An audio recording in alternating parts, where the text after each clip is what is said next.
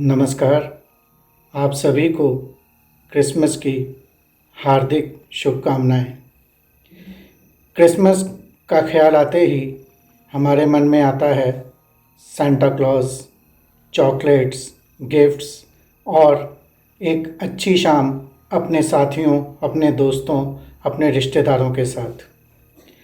बच्चों के लिए क्रिसमस एक विशेष मायने रखता है क्योंकि इस दिन उन्हें सभी मांगे हुए गिफ्ट मिलते हैं।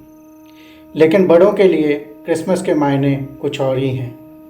बड़ों के लिए क्रिसमस के मायने हैं कि जो हमारे पास है वो हम दूसरों के लिए साथ बांटें, वो हम दूसरों के लिए भी रखें, उसे शेयर करें और सदा अपनी प्रसन्नता दूसरों के लिए भी रखें और सदा जो हमारे पास है वो मिल बांट कर ही इस्तेमाल करें।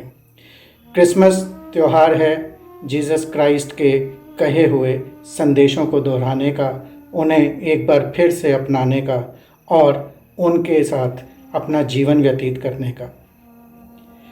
God is with you wherever you go. Encourage one another and build one another up. For no words from God will ever fail. The Lord is good, of refuge in times of trouble. He cares for those who trust in Him. May the God of hope fill you with all joy and peace as you trust in Him, so that you may overflow with hope by the power of the Holy Spirit. Therefore, my dear friends, stand firm. Let nothing move you. Always give yourself fully to the work of the Lord, because you know that your labor in the Lord is not in vain. Finally, be strong in the Lord and in the strength of His might.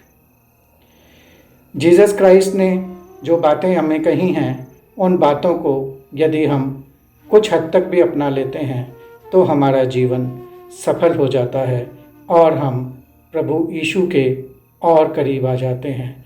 और जो प्रभु यीशु के करीब होते हैं उनके जीवन में किसी भी प्रकार का दुख, क्लेश, कष्ट या संताप नहीं रह जाता है।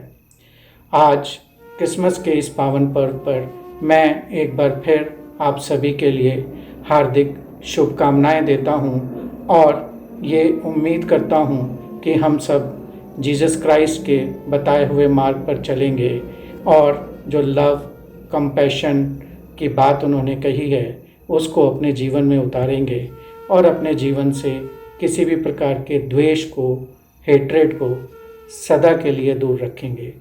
एक बार फिर आप सभी को क्रिसमस की हार्दिक शुभकामनाएं। नमस्कार।